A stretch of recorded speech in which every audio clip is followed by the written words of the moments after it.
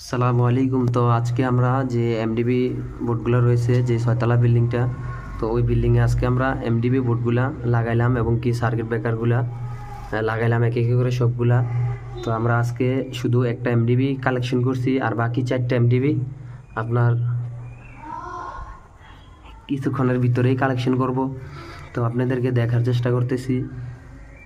তো এখানে আপনারা যেই ইন্ডিকেটার এবং কি ভোল্টেজগুলো দেখতেছেন, তো এখানে হচ্ছে দুইটা আপনার মিটার। তো দুইটা মিটারে আমরা দুইটা ভোল্ট মিটার ব্যবহার করছি এবং কি দুইটা ইন্ডিকেটার ব্যবহার করছি।